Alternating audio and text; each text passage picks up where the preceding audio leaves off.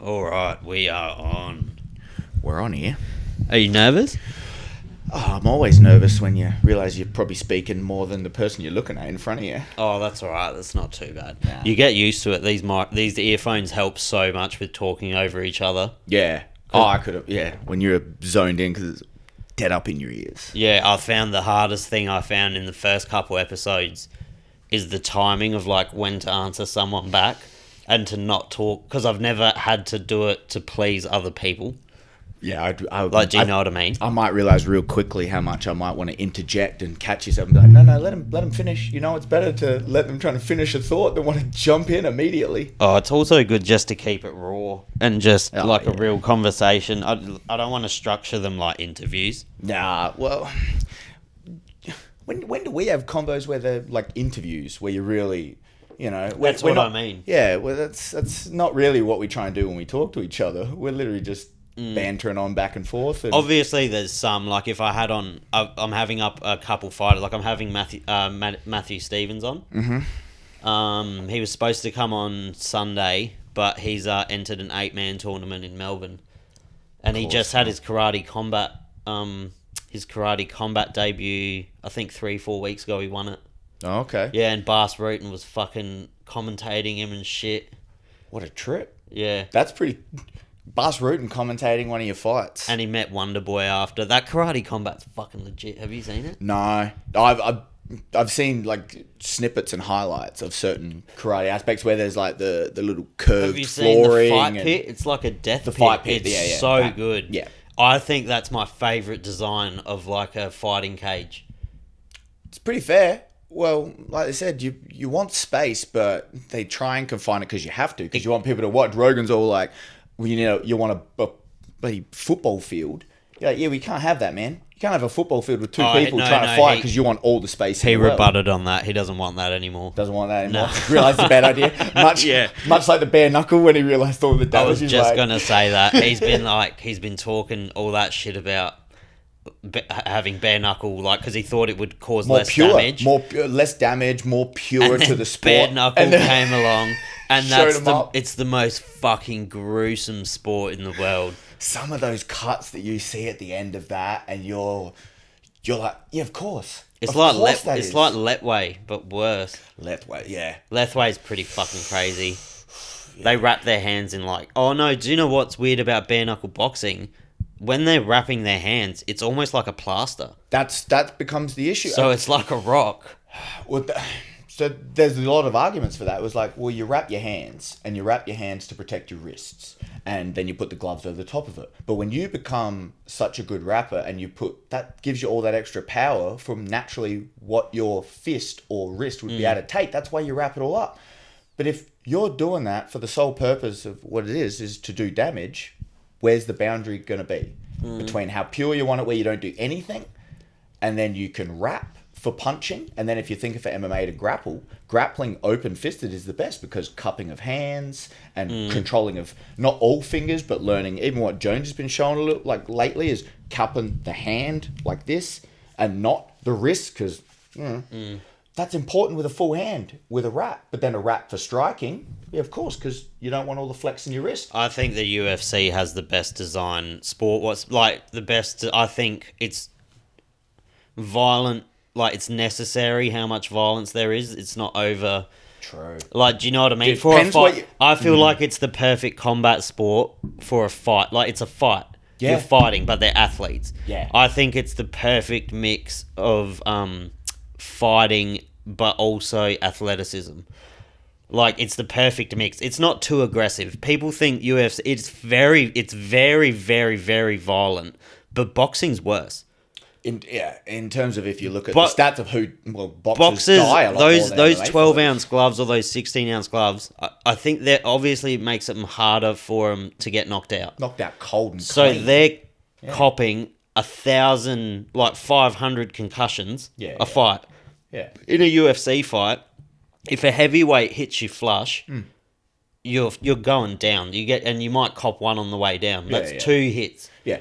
In terms of less head damage for MMA to boxing is Unless you get like a Robbie Lawler Rory McDonald fight where well, that's just nuts. Yeah. That's just two individuals at a certain point where how one of them didn't. Well, Rory McDonald then had he ruined his career. He's ruined his. Yeah, He's ruined I was about to say career. his nose at It least. killed both of them. Well, Killed both their Well, careers. they talk about that. You go into a cage, you take years off your life for those big wars. They and that actually was did, a war though. for war. Yeah, that they was, actually did. That was the one to end all of it. That's the one you talk about when you go, oh, you want to see the most violent, brutal, back and that's the forth. reason.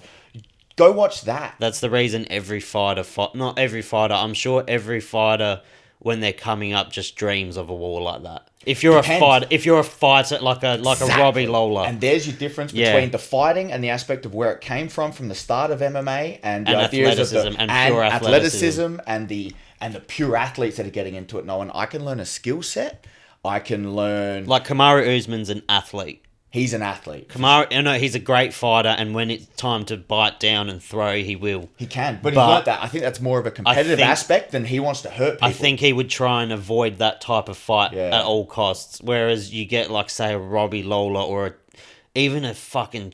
do you know what? Chad Mendes was a good mix of both.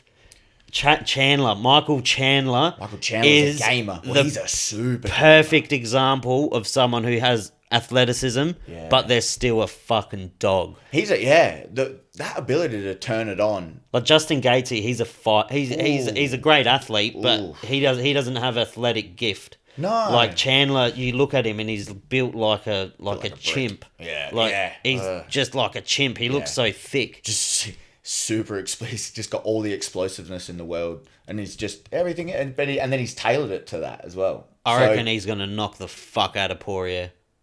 Really? You reckon Chandler's going to absolutely smash Poirier? See, I say that, but I also can see Poirier's chin holding up and then him just boxing the fuck out of him. When's Poirier really even, other than at 45, when's he's had his chin questioned since he's come to 55? It's not his chin. The upsetting factor for him is the fact he's getting strangled. Didn't he get dropped by Oliveira before he got choked out? He got, he didn't get dropped. He got to where he may have been stunned a little. Or did he mount him and took his back while standing? No, Oliveira got to his back while standing. Yeah. So I think he stunned him a little on the feet, then got to because he barely stunned him. It was against the cage, and all of a sudden he was working his way to his back, and just the cage control for Oliveira to be able to sink that far hook that he puts in. I'm really not on the Dustin train, eh? I'm not big. Dustin was. I think he's got crisp boxing. I think he's really not overhyped. He's one of the best in the world. But I don't. He's got I guess he's got crisp boxing, but the rest, his jiu-jitsu's pretty good. He's a good all-round fighter, but he doesn't really just stand out to me. No, so exactly, he's a good all-round fighter. He doesn't stand out. His biggest win's Max Holloway, who stepped up from 45. In saying that, I like to watch all of his fights.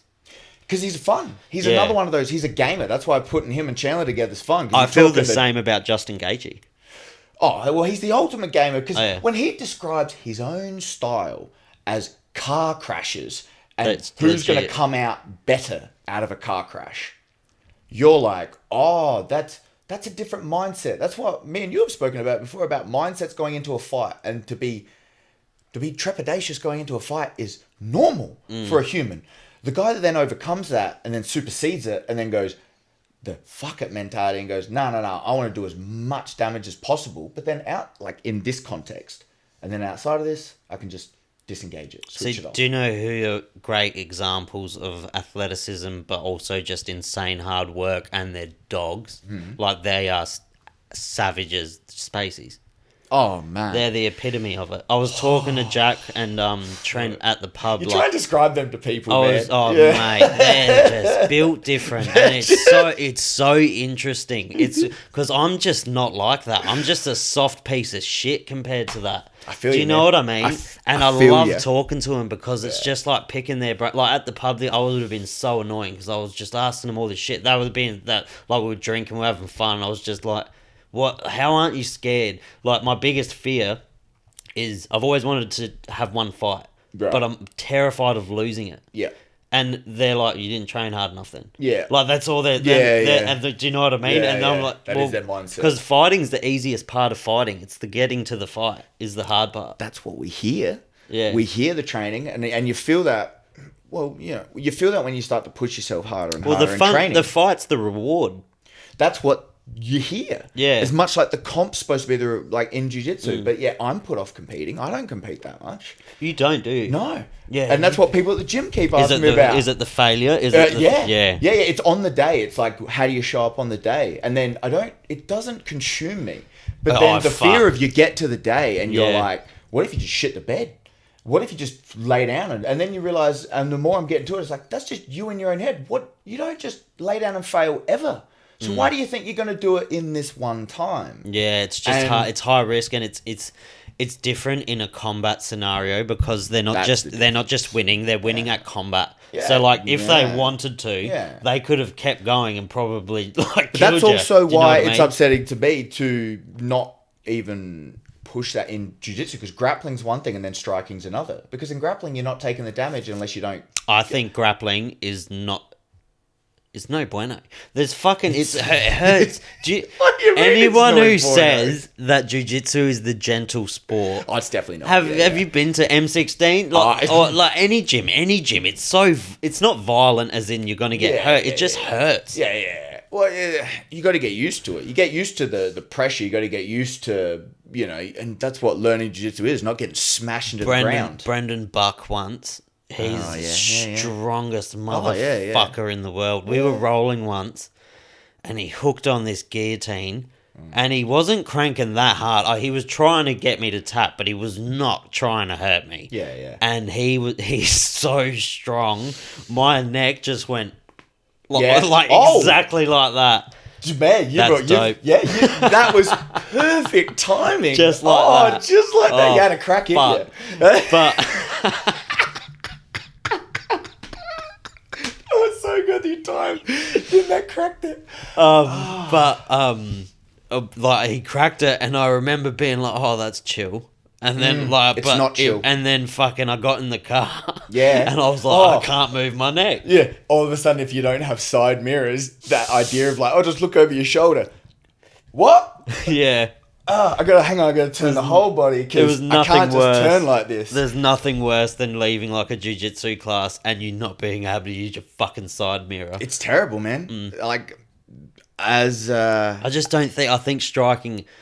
I feel like the wear and tear might even be better with striking. Well, the wear and tear's jiu-jitsu is brutal on your body. That's true. It's not the wear and tear on the body. It's the head trauma that I worry about more doing grappling, and I love striking. I love all the concepts of it, but getting punched and kicked in the head not good for you. And getting kicked in the leg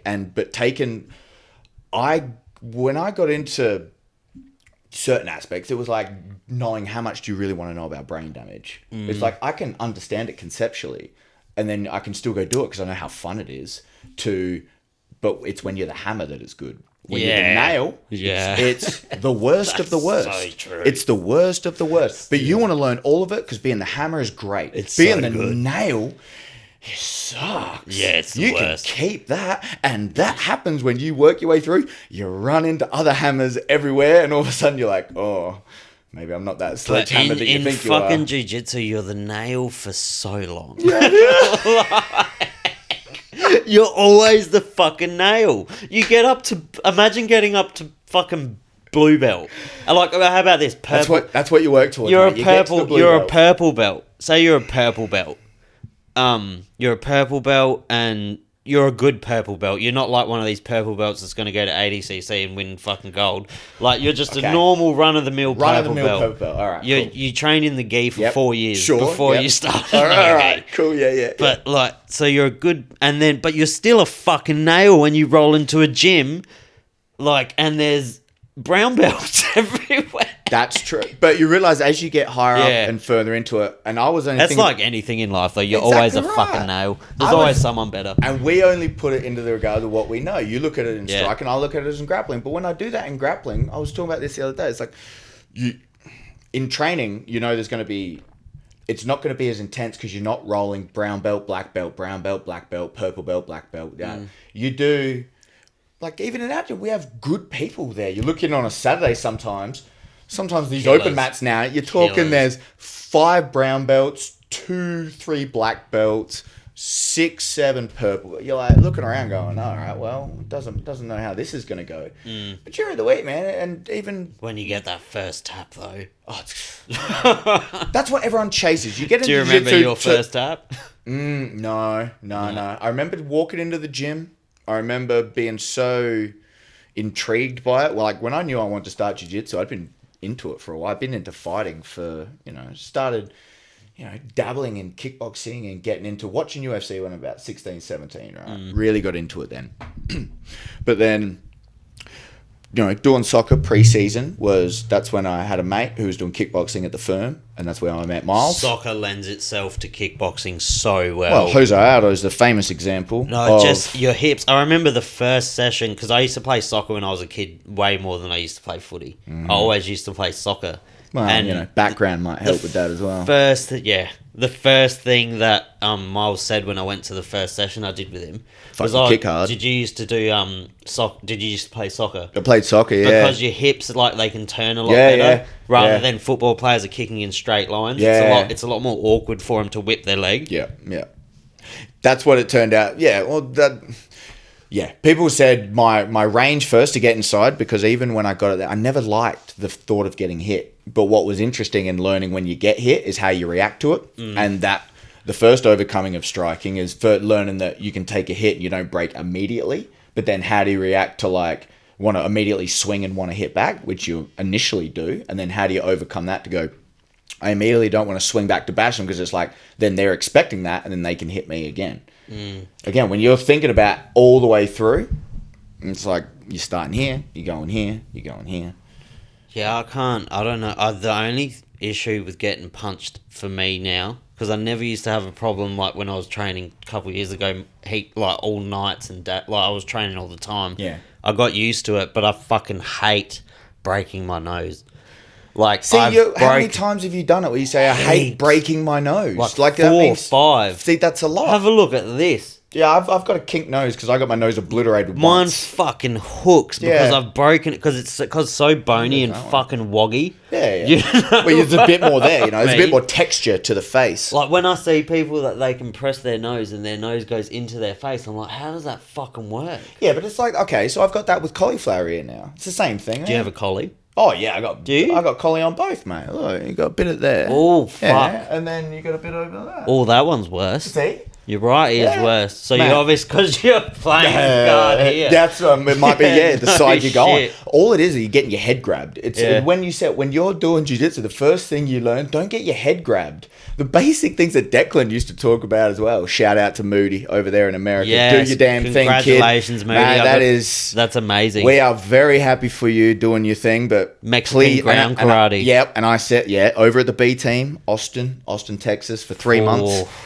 Putting himself through that ringer, going to bring back all the skills. And I sent him a text and said, mate, stoked for you, proud for you. Please do not murder me when you come back with everything you're going to be doing over there. Fuck everyone what he was like before he left, and now he's going for that training camp for 3 months. And I don't know what comps he's getting into and everything, but his ramp up into it and what he's doing. Apparently on his first day there, he was fucking rolling Nicky Rod. Yeah, of course he was. I mean, not Nicky Rod. Nicky Ryan. Nicky Ryan. Of course, I couldn't see that. Yeah. Not Nicky Rod. That's oof. And that's no. But Nicky Rod's the big dude. Yeah. Nicky Rod's the big guy. No. It was Nicky Rod. Yeah. Oh, it was Nicky Rod. Well, me and Miles were talking today. Apparently, he landed. I don't know if he had a nap or whatever. So his first day, he was rolling with fucking Nicky Rod. And apparently, he is so strong. Oh, what a surprise. And he looks like an aggressive motherfucker. Of course he does. Well, he's coming. That's also what you learn when you get into grappling, right? He needs to do MMA. There's the game, and he does. You see he was faking the strikes Does the he do other day? MMA? No, he doesn't. But as in, that's what he should be getting into. But much like even... like Craig Jones, man, how many of us got into jiu-jitsu because of fighting? You watch MMA and you want to do that, and then Craig said it. He became successful enough in jiu-jitsu that it's like, I don't have to go do striking because I'm doing very well just in jiu-jitsu. His marketing's hilarious. He's his Australian sense of humor really hits carrying over with well, America. Isn't it? It's funny as fuck. Oh, do you know who's a scary, scary, scary motherfucker though? Oh, which one?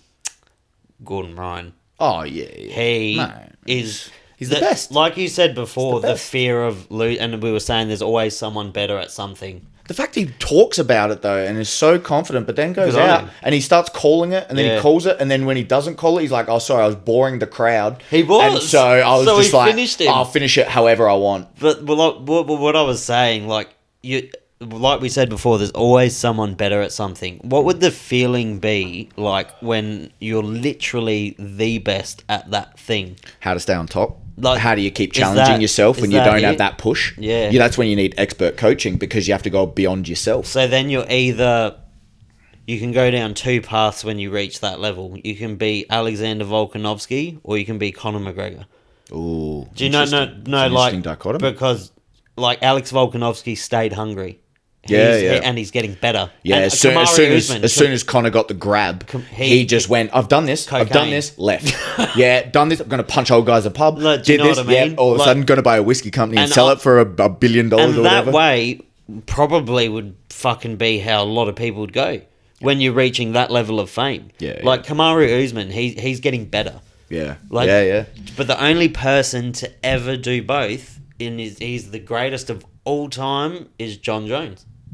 Yeah, wow. He did both. He Wow. handled his fucking business, and he's about to go and be the most dominant heavyweight champion the UFC's ever seen. Yeah, the fact he can just keep doing it's going to be very years away. This is always the talker points you can come up with, years away. But everything he proved, he slowed down at the end of light heavyweight. Did you People were see challenging him. did you He's see like, the I video don't of give a him shit. hitting pads Hitting the pads. today? Yeah, today. Yeah. He is fucking so crisp. Yeah. And his punches That's look what he needs. so strong. He needs all that length because he's got, when he's 6'7" or He's whatever big he is. for a heavyweight. Yeah, he's going to be big for. Yeah, that was his plan, to be away for years on end, other than things forced upon him because he just keeps making mistakes. Where he's like, "I got a ban here, I got a ban here, I can hold off here." It's crazy because that. he's like, he must need the chaos.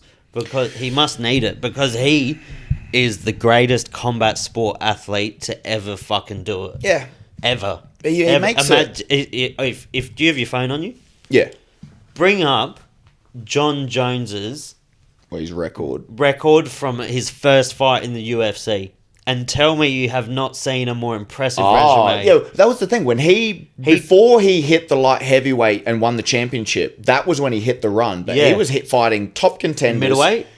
No, middleweight. No, light what did he? heavyweight. Didn't he? He didn't do anything at middleweight. He was never that He'd low. never had one fight. Never at had middleweight. one fight at middleweight. No, he started in the UFC as a light heavyweight. As a light heavyweight. Yeah. He's a big Dude, motherfucker. He's big. He's like, what? Is he 6'6"? Is he 6'6"? 6'7". I don't know. His wingspan's like, is it 84? He has the He's longest reach. Same as Stefan Struve, Doesn't he have who the was longest 7 foot. reach in? He had equal. I think it was 84 inches. Yeah. Equal longest. And Fucking Alex Volkanovski's a knuckle dragon cunt. Have That's you what seen they said. him? They're like, oh, he's short and nuggety, and then they're like, why's his arm swinging down? It's like, well, he's clearly His descended from reach chimps. was much like the rest was of us. bigger than Max Holloway. It was nuts. Yeah, the way that you're like, how? Yeah, He's built for fighting. Yeah, he's just, it's different. Even Rogan talks about that with your hands, and you look and you're like, why are my hands so thick? And you're like, probably because your ancestors handled concrete, Yeah, wait just up. moved heavy things for a long time. I'll have a look. I'll have a look at John Jones. I'll get it. Sorry, I really. I have never sat back and I imagine if it's as impressive as I remember. John Jones record. Do you know what? They were all on steroids too. Oh no, yeah. Guess what? He fought Everyone was on it. TRT Belfort in the prime. And almost got his Nearly fucking got his arm snapped broken. real bad, and got his arm jacked. But All of them were on fucking steroids. Mate, the they only all were, person yeah. he's fought that wasn't on steroids is maybe Gustafsson, Gustafsson, yeah, and in the maybe first fight. and obviously DC. Yeah, like DC, yeah. I guarantee 90% of his record, they were all on fucking steroids. All of them. You do wonder. Well, here we go. So, what was it? He was Andre Guzmão was his. And he started when he was 20, 21, 20. Oh, he was young. He was champ at 22. Youngest 23. champ ever. He was champ 23, I'm pretty sure. No one's and ever broke Andre that. Guzmão was made him 6-0, and that was his first fight in the UFC. Six. So Was he was Guzmán. 5-0 coming in. Yeah, and then they gave him Bonner, and that's when he hit him with the spinning elbow. Fuck off. Stefan Bonner. Fuck off. Your Helped make second the UFC second fight. UFC fight, and that would be 7th fight overall to be 7-0, and he fights Stephan Bonner, and that's when he did that hip toss, or he did that bloody wrestling toss that he did, slammed him right on his head. What was it, double overhook? His wrestling was so good. It was nuts because they said it was what? It was what's the one of the American colleges over there, but it's not like the Pac-10, Big Ten champions and all that stuff. But it's the next level down. Colby, didn't he? Yeah, well, I think they went to the same school, right? That was where Colby started talking all shit about him because they were rooming together. Yeah, and he stunk. That whole thing, it was then he was having kids, he was bouncing, and that's why he got into fighting. Because he's like, I'm going to make bank. I need to go just do something. I can't make it. Apparently he was a really good wrestler, but that don't make you money unless you're at Jordan Burroughs or someone. Also, shout out to Tay. Good luck tonight. Taylor, is she fighting tonight? That's it. Commonwealth Games. She's wrestling tonight. Her wrestling match got delayed to 12:30 UK time. I'm not sure.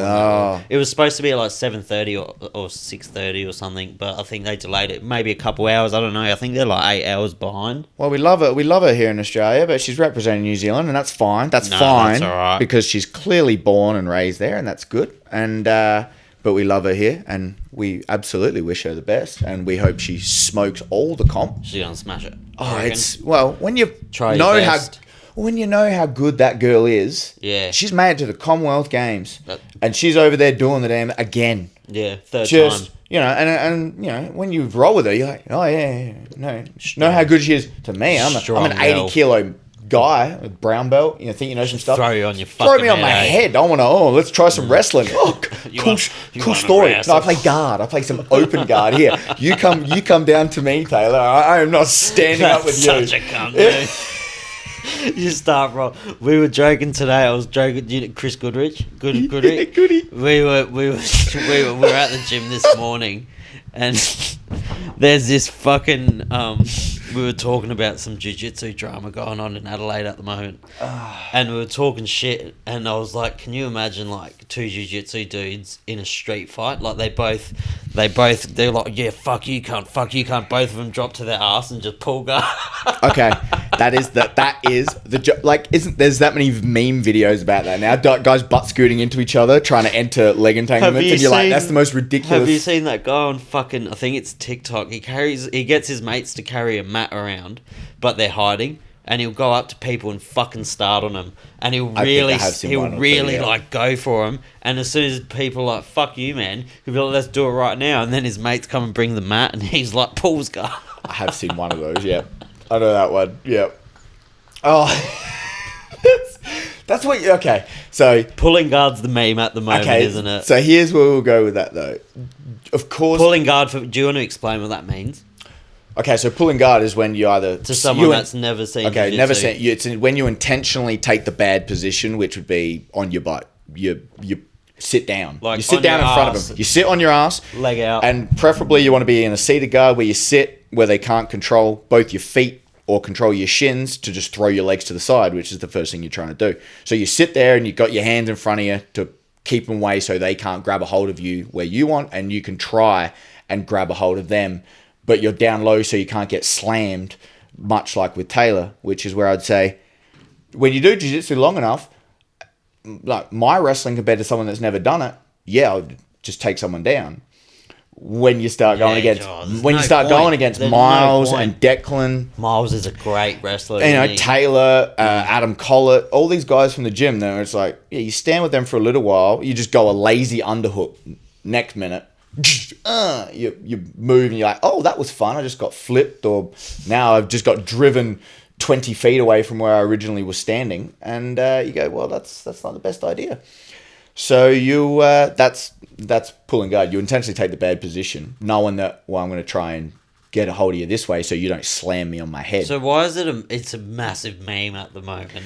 Because, well, even Craig Jones stopped doing it, right? Because he was known for... He's a massive guard puller, but now he's gotten into the wrestling. Now, since B-Team, he's like, I'm not putting... And then he's like, in comps, I won't pull guard now. And he's just, I'll go out and wrestle. Yeah, but he's pulling guard. You'd be a fucking idiot to go into it. Oh, he's just so far superior with his leg game. Like, he'll just wrap his fucking... He'll put you in some fucking De La Riva and just take you down. He's got everything like that now, though. Even Jonesy was showing that this week. Reverse De La Riva. And there's certain times you look at...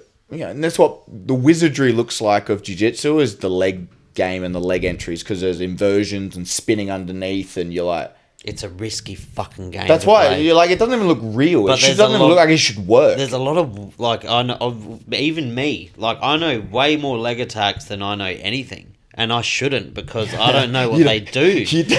Like you don't know how to enter the spot, but you definitely know how a heel hook Will works. taught me how to fucking rip a heel hook. Oh yeah. But he, Yeah. so that's like the first thing I'd look for. But I don't know when to not fucking keep going, or so you can't crank them. Obviously, you learnt that from Will then, because Will was always big for just going, leg lock, miss the leg, I'll just lay there and just let you stab me, and we'll start again, and I'll let you get side control, I'll bump you off me, I'll get to your leg again, and we'll go for this one more time. He fucking, mate. I got the funniest Will story of all time. Oh, please. He was a good guy. Me, Chris, my best mate Chris, and Will, so all three of us were all best mates. And we were in town and we were just mischievous cunts. Like, we were fucking horrible. I won't pick you for a mischievous fella. And me, Chris, and Will were walking down North Terrace. We were fucking paro. We were off our heads. We were fucked. And we're walking down North Terrace near the casino. And Chris runs up to Will and jumps on his back to give him, like, a bear hug. And Will took a step. Oh, no. Just fell to the ground. And he goes, my leg, I've broken my femur bone. And I'm like, what? And I was like, Will, you're fine. And Chris was like, dude, let's just get up. And he's like, no, guys, you don't understand. I've broken my femur bone. And Will was a smart motherfucker. And we're like, how could you break your femur bone? It's the biggest bone in your fucking body. And you've just taken a little step. And he's like, it's broken. So we tried to rip him up. And he's like, oh, you tried to rip him up. We're like, okay, he's fucking in pain. So we left him down. I was like, Will, we got to make it to HQ before it closes. So I'll leave you $500 and just look after yourself and we'll come pick you up. I'll leave you $500. And you're a gentleman. I put it on his chest. Oh, And Chris ran up to me and gave me the biggest leg kick I've ever received in my life. He's like, what the fuck are you doing? I was like, dude, we need to go to HQ. Oh, I don't need this right now. It was like 2 hours to lockout. I was like, we need to go to fucking HQ, Chris. This is a big night.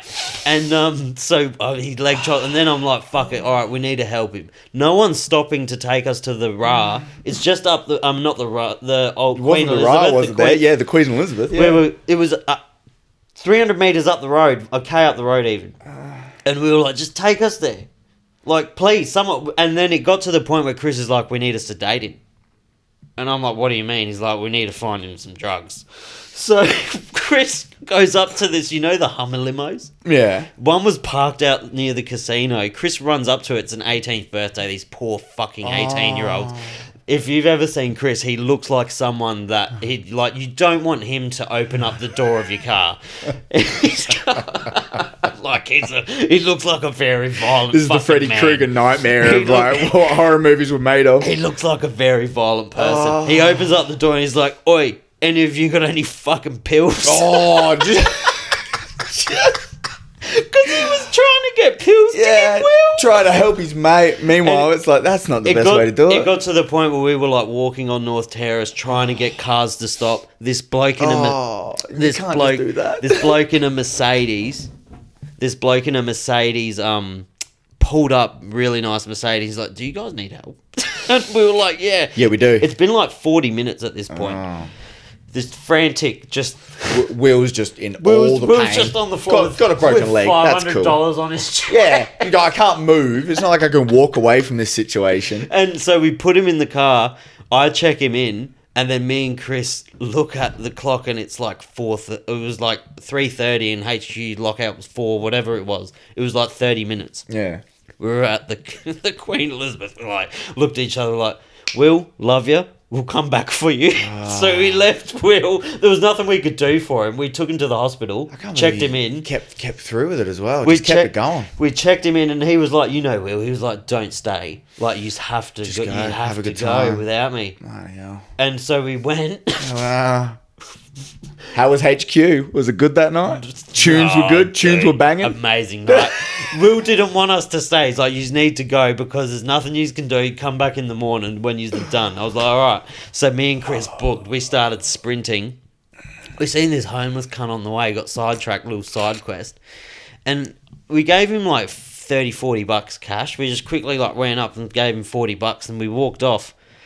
And we were walking with these random people. And for some reason, we were like, "Are you gonna?" This girl and this bloke. The bloke was nice. Girl was a cunt. We Sometimes the way it goes. but we fucking were like, "Oh, are you gonna?" I don't know why. We were like, "Are you gonna give him money?"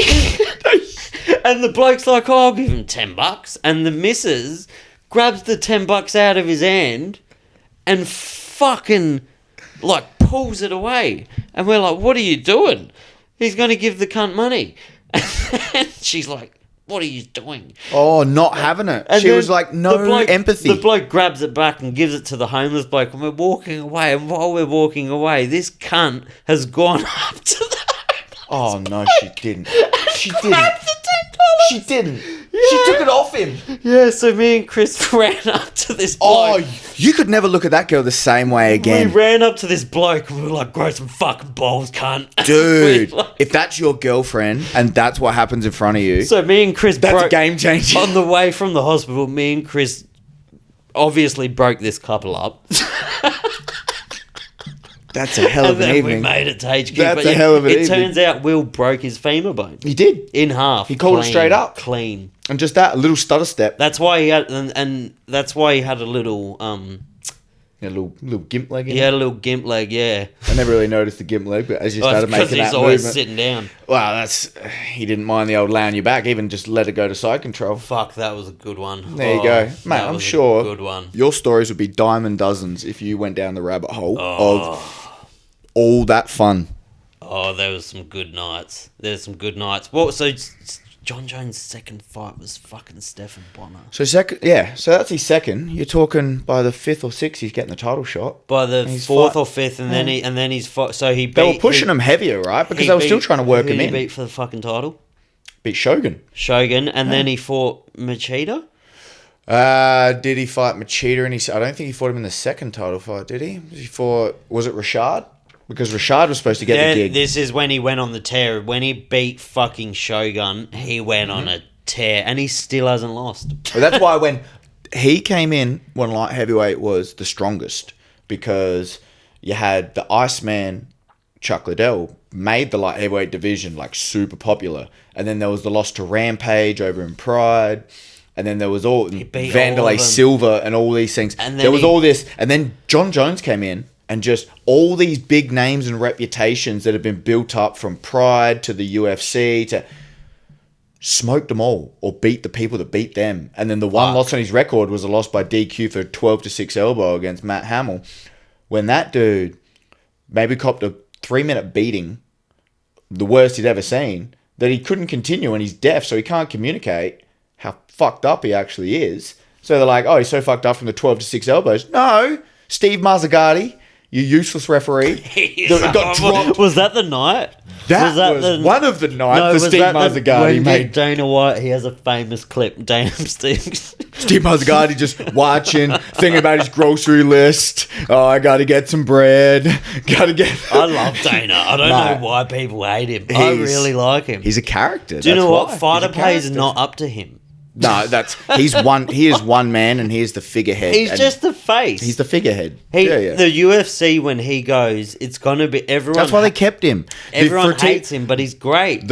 He was the best promoter. The Fertitas were the best money men. The money men got handed over to Hollywood. Best right? promoter of all time. But that did not stop him from being a hell of a promoter, man. That's why. And he's a fucking baller. And now he's and he deserves it. He's richer beyond rich. Because the Fertitas did amazing things. Then they bought it in 93.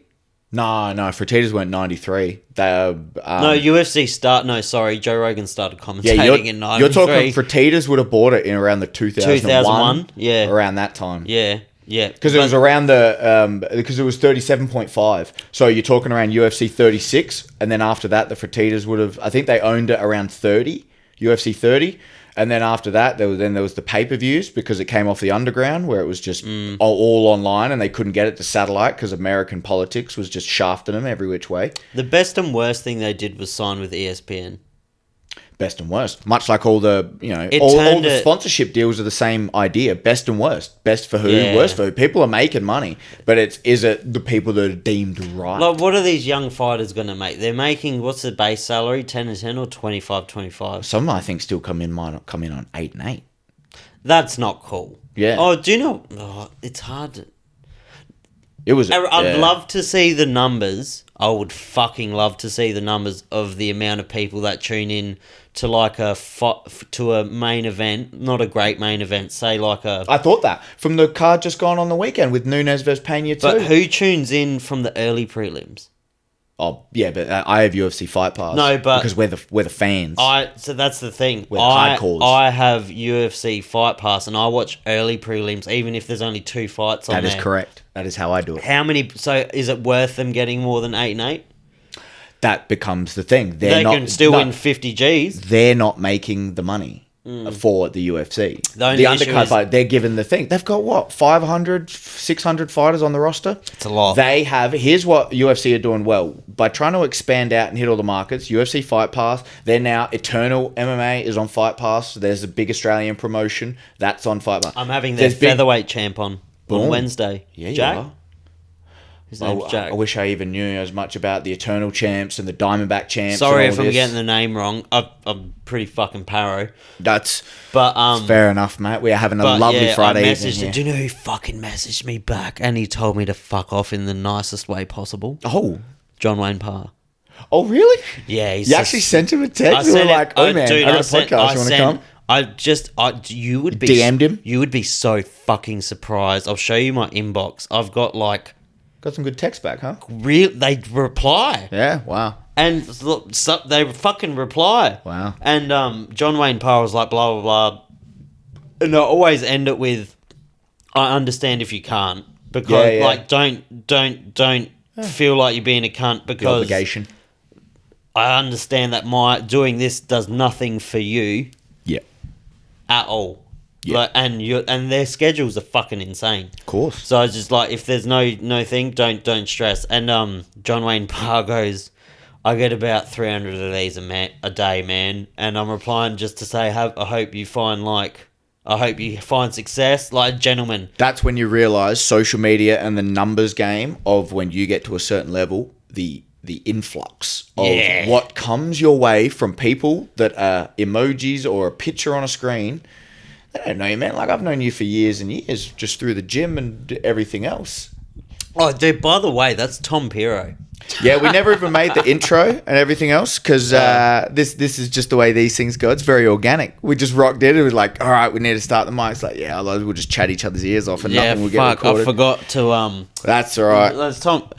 I had to get you on because we have a lot of similar interests. Tom Piro is a massive podcast listener. Like, it's a very niche thing to be. Like, I got another mate, Dale Pavey. I'm not sure if you know Dale. He doesn't train, but he's just a sick cunt. He's a diehard UFC fan as well. Mm-hmm. And it's very funny because it's weird that there's also.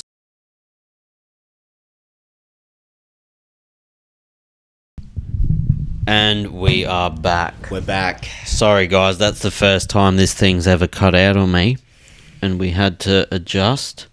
But like I was saying, with podcasts, there's also like a sub-genre of people that somehow MMA fans and podcast fans, like, do you know what I mean? Like, a lot of people that are religiously follow MMA also religiously follow podcasts. Well, look at the biggest podcast in the world now. Is that the influence? I think that has to be. Do you know what's weird? I like you, I was watching Joe. Everyone. As soon as you mentioned Joe Rogan, you're a dick rider. It's like, no, I've been watching him. There's a fair bit of bias behind it because he's so big now. Who would have thought he got so popular? And Yeah, but people fucking hate him. Of course they do, because he's polarizing now because he's so big. They fucking hate him. But I'm with you, mate. I'm with him early. I was watching live from Rogan from number 44. I remember when he used to do, I used to look forward to it so much. I remember I was pretty young, and on Tuesdays or whenever my day off was one of the days he used to upload, because he used to upload pretty frequently, but he'd go live, and you'd wake up in the morning and it'd be like 6 in the morning, 7 in the morning, it'd be like, Joe Rogan's live. And it's like, my next 3 hours, I got the day off, I'm going to go like smoke some weed and just sit down. I never went that hard by that time. You're talking, I was just out of high school. How old are you? I'm 34 now. Yeah, see, I'm 28. Yeah, okay. So I kind of caught the perfect wave because I had so much time being younger and living at home.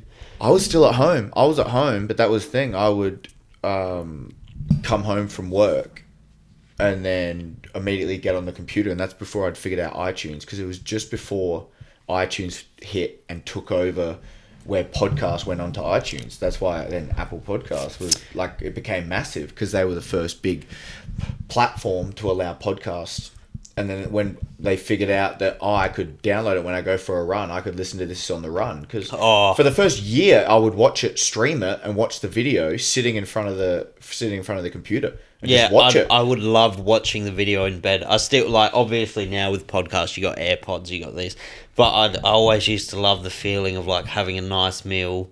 Just, it's like a TV, it's like my soap opera. But do you know what I mean? Yeah. Like, but any podcast I was watching at the time.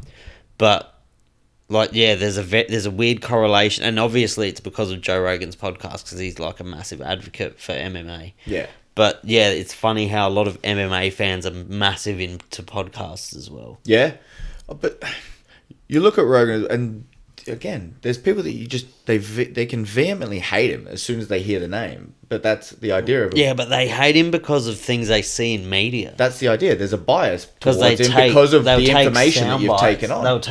That's what's frustrating though. They'll take sound bites of his podcast. Yeah, of course. But he's not right. He's not right all the time. Some things, like he says, I'm like, oh, it's not that. Like, he's open and honest about that as well. About when you record yourself for 3 hours a day, and he'll do that 3 times a week. Mm. Of course, with whoever you're talking to, trying to keep a conversation going, saying all this, and you can take a snippet out of context and say it's just that. The funny thing is when the video that came out about him saying the N-word, and that was a bad one. That was the real shitstorm. That was a bad one. And then, but the guy that leaked that to The Rock, because it was all like, when The Rock released a video congratulating Rogan about something that happened to him, and he was like, great, we'll have a Terramana, I'll come on your podcast. And then an author is the guy that shared the video on Twitter saying, hey, Rock, do you know, hey, Mr. Dwayne, Mr. Johnson, Mr. Most successful bachelor, most successful man in the world. And then his publicist, and it's not even fucking him saying it. Exactly. It's his fucking publicist going, this is going to look bad for you. Oh. What a way to fucking live. But that becomes the issue of, like, you've got a public persona, you have a team behind you. But what a way to live. But then look at what the internet did. All of a sudden, Rogan then has the following that then they go, who's the guy that shared it? Well, he wrote these kind of books. He's got these kind of political persuasions. He's got these kind of leanings. He wrote books with the N-word written in his books. So the idea on biases, and that becomes the issue with people. You can judge people all you want, but for what? Because if you can get called out, and there's histories now where people will come and dig through your life. Do you have Twitter? I don't I'm very minimal on social media, man. Oh, dude, Twitter is as bad as you think it is. Nah, I don't need the cesspools, man. I don't need all that in my very basic life.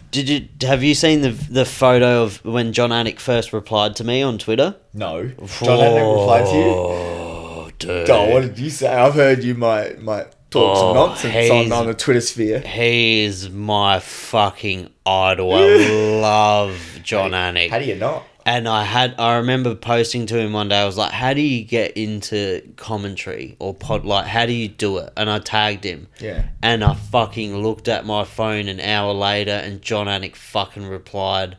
And I went to Yaz, I said, Yaz, it's happened. And she's like, what? And she's like, I'm like, John Anik replied to me, and she's like, who is John Anik? Oh, no, of course. That's when you know you're in your bubble. I'm like, he's my god. Oh. Like, he's the big. If I saw Brad Pitt, I'd be like, that's cool. If I saw John Anik, I would fucking have a heart attack. Do you know what I mean? Okay, it's because it's more connecting to you and what's important. Like when you could talk, John Anik, we can appreciate because of his broadcasting skills. Oh, he's amazing. So you're into it. His ability to... He's just the best. Yeah, his ability to change and shuffle and do all that. But he's the best colour commentator of all time that's ever been. He's the best glue that can hold the technicalities of the technicalities of fighting you can leave to someone else. But you need someone to be able to he's perfect roll it the way he can it's a special talent. Oh, it's not for everyone. Not everyone can do that. So he replied to me and he told me that he was doing like a radio show on boxing. Like he started with boxing. And he's like, you just have to get that first episode in or something along those lines. Right. And I was got into an argument with someone, not even an argument, I just commented on a thing. It was something that just pissed me off and I was like, you're a dickhead. And Twitter banned me. Oh, just by saying you're a dickhead. Yeah, they fucking banned me for calling them a dickhead. Oh, wow. And that was my Twitter with the John Anik. That's where it was? Reply. So I made another one. I made one when I made the podcast. And so the podcast started because I talked about it for like 4 years and Yaz was sick of it, so she bought me a camera. And she's like, do your fucking podcast. Yeah. Like, you have to do it. Yeah. So she bought it for me. And then one night, I have these thoughts where I think it's a good idea at the time. So I got a logo made. I made a Facebook. And one night, without any sort of planning, I just posted everything. I'm like, I'm going to do this. Threw it out there. And then I got like 150 follows in like fucking a day. And I was like, I thought 5 people were going to follow me. 150 is good. So then I got so much anxiety. So then I had to buy everything and figure out how to do it. And I remember I posted a tweet on my new Twitter, which is the Sesh with Sav page. Yeah. And I added John Anik as my first friend. I was like, oh, this is the first episode's coming because of what John Anik told me, like blah blah blah 2 years ago. Yeah. And he commented on it. And he gave me a thumbs up, and then he follows me now. John Anik follows you on Twitter. On Twitter, yeah. You're beauty. I'll show you after. It was yes, I show it every week. I'm like, he still follows me. Hasn't unfollowed as long as I share good content. But then I did such a clinger move. Stage 5 clinger. I did such a clinger move. I fucking inboxed him. I'm like, man, thank you so much. No, you did not. And then he hadn't opened it, but he gets a lot of DMs, I imagine. But I should have played it cool at least. But I couldn't. I could not do it. You were so happy. You got the in. All of a sudden, DMs. He follows me. I can DM him. So I've always wanted to commentate, and I was on the phone with the owner or the person who runs DFC, Greg. Yeah. And he said that, like, because I emailed him about being part of the commentary team, and he called me on Tuesday, and we had a good chat, a long chat, and he was saying that possibly in October I could do some maybe commentary work for him on the long weekend. What in what capacity? Like, would you be the colour? Do colour? Yeah. Nice. Yeah, you could. Yeah. I think I could do like a play-by-play role, but it would do the fighters unjust for me to call their fight like that. Yeah. Because I have never been in there. That's yeah. I think that's why you can admire Anik as well, because it's like to have he stays in his wheelhouse. Yeah, do you know what I mean? To have that kind of a passion and to be that good, but it's like, yeah, of course you're into the fight. How do you not? But he's a colour commentator like Joe Rogan, DFC. They're play-by-play guys. They can tell you what's going on to a T. Yeah. I can tell you the basic submissions. I can't tell you why he should be putting his knee over there. Yeah. Do you know what I mean? Yeah, and that's doing the fighters an unjust. Yeah. Like that, they deserve someone who's going to call it better. Yeah. But I think a colour commentator I could definitely do. That'd be good. That'd be really good. And then eventually I would You like... could, I think, by what's going on here, I think you could 100%, do it. Eventually do it I very want to well. go to Eternal. Yeah, of course. Well, that's the step. Like Diamondback, Eternal's on UFC Fight I wouldn't be Pass. able to That call goes UFC fights. I would never be able to. I would just be like I'd be too much of a fan. Fanboy. Yeah. We're talking about going next year to a Vegas card. I've been to all the ones that have come here, and then when I lived in Canada, Did you go? I got lucky that the card that was there while I was living there was John Jones, Alexander Gustafsson. One. The fight of fights. I was in that atmosphere. Did he lose? Yeah, when Jones beat him by decision. Do you reckon he lost being there? I thought Jones had it 3-2. I think Jones won too. I thought Jones had it 3-2. I think he come on stronger at the end, but there was some hits there where Gustafsson had him in so much trouble, and in that environment, people were that crowd when you're in there for one of those fights. Crazy. But going into that fourth was bananas. Like, it was going off, and you just had Henan Barrow spinning back, kicking Eddie Wineland to the chin. I went to Mark Hunt Stipe. Yeah, I was there. Yeah, when he beat the shit out of him on the ground. And people are booing. Boring fight. Horrible fight. They're booing, but I'm watching going, Volkanovski on the undercard of that? I don't think Volk's fought in Adelaide. I got a photo of Volk at the train station.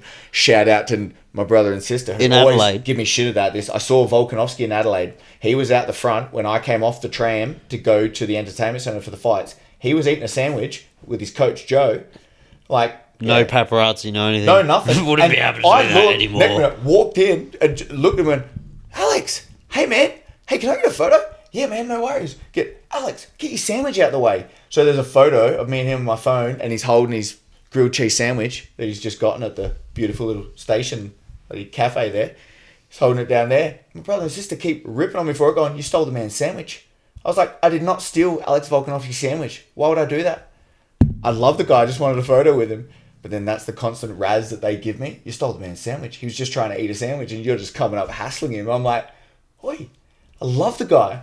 I'm the biggest fan. I knew him back then. That's when he'd had 2 UFC fights. And I went, Alex, he was so good. Like, he come in, he was beating the shit out of people. He was big here. He was like, woo, this guy is the bloke who beat him was in the... He did he did an article for a newspaper, maybe the Sydney Morning Herald. Mm-hmm. He did an article because of when Max Holloway Volkanovski 3, he beat the shit out of him, by the way. Mate. Thank God. Not even close. I was hoping a stoppage. I was like, make it definitive. That was definitive. I was hoping stoppage, but it's definitive. That was so close. His eyebrow split in half. Oh, he fucked him up. Dude, that cut was... But before that... Before the fight, they interviewed the only bloke to I think he KO'd him or TKO'd him. It was in Australia, I believe. Yeah. And he's like a tradie, and he's like, it's a great pub Tory to tell. It's a story to tell. I got you. Tory to tell. Or what the fuck? Tori Estelle. It sounds like some kind of famous actress that never made it. It's a great story to tell. She ended up on Skid Row. Oh, fuck. He was saying that it's a great story to tell, but...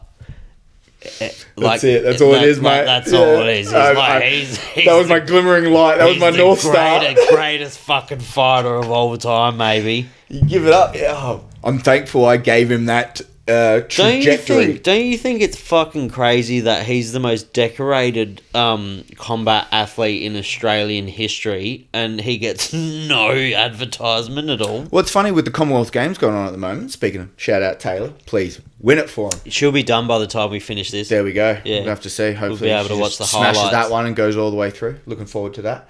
But, the Commonwealth, we noticed the Commonwealth Games athletes smashing it over there. Swimmers, this and that. Combat sports, where there's, why not? Like boxing, if there's Mundine made it big here. Danny Green made it big here. By me saying that he's the most decorated combat sports athlete in Australian history, I'm not diminishing other athletes' That becomes the thing. accomplishments. The crossover like Mundine is... or John Wayne Parr, they all got their own wheelhouses. Yeah. But You don't what think Alex because... Volkanovski's accomplished at the highest level... Right.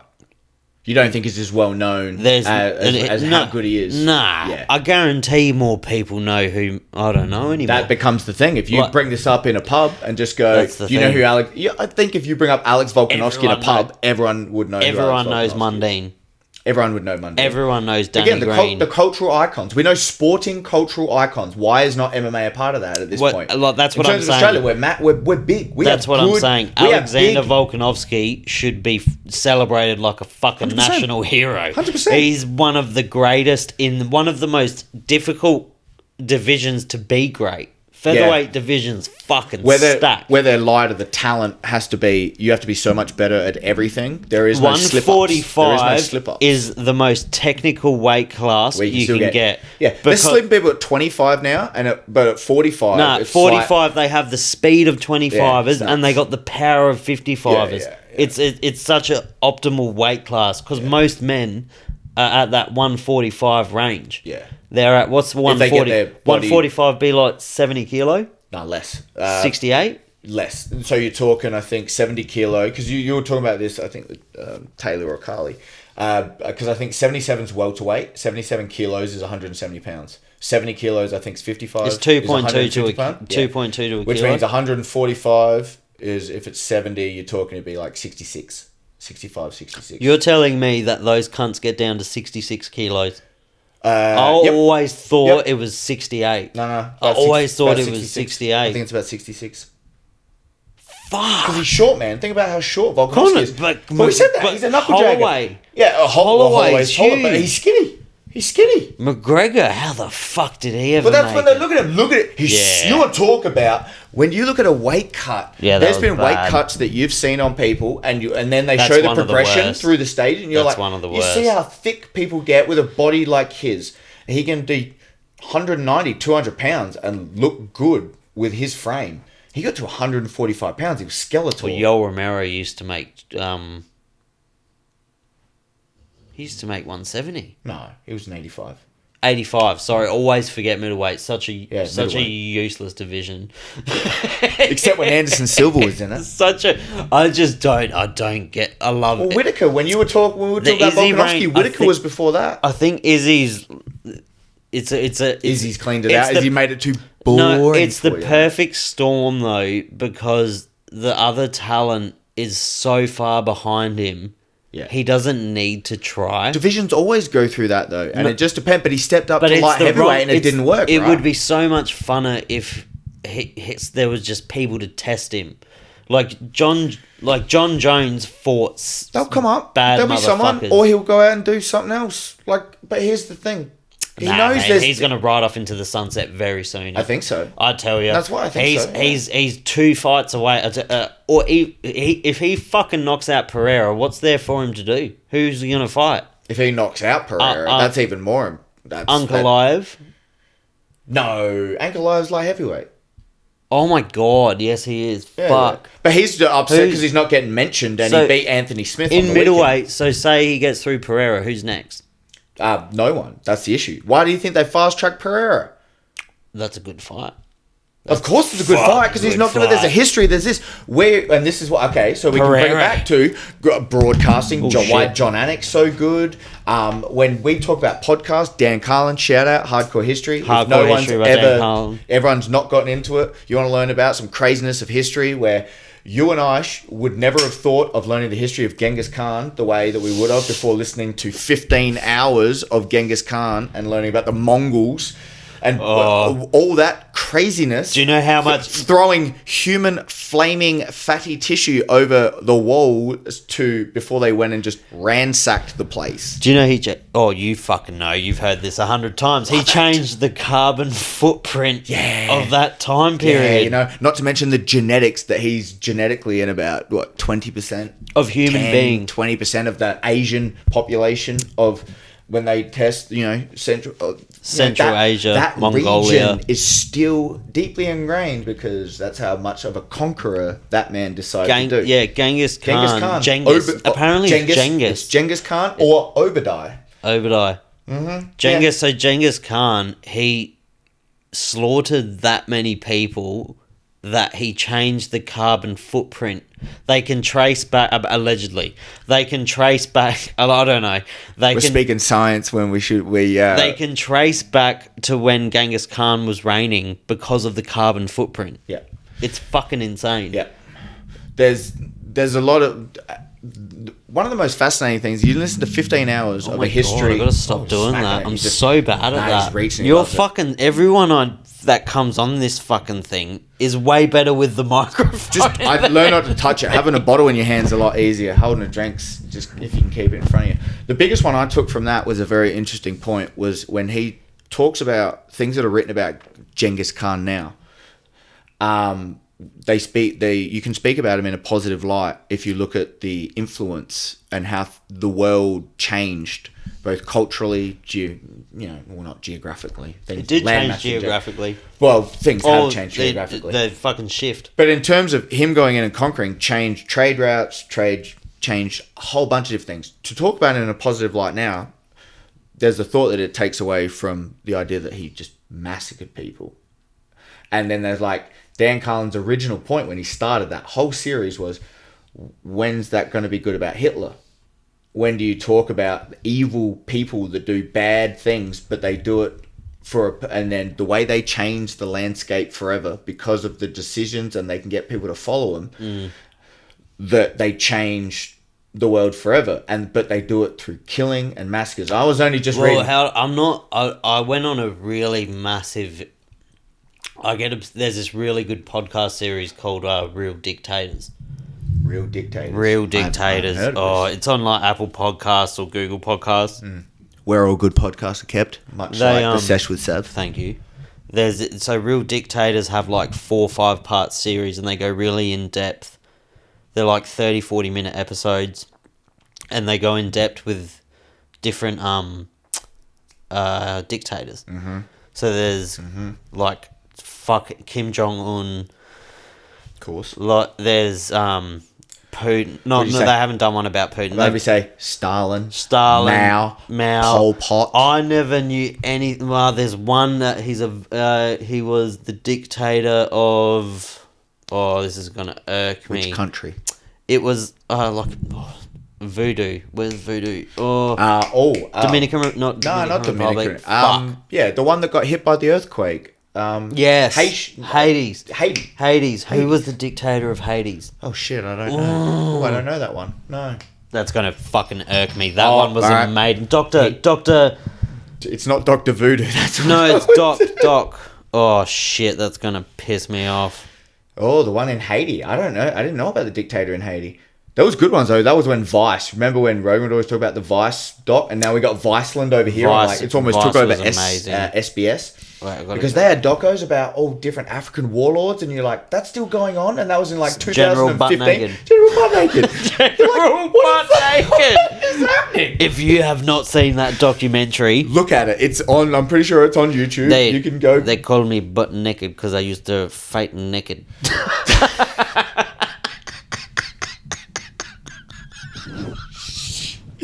They call me butt naked because I used to fight. They used to cut open children and eat their fucking organs. See, that's how hectic they see. So we learn about this. We speak about it. Yeah, it's all good to say that. But by listening to podcasts, Real Dictator. There it is. But if you go to episode, the movie was the Last King of Scotland, another dictator.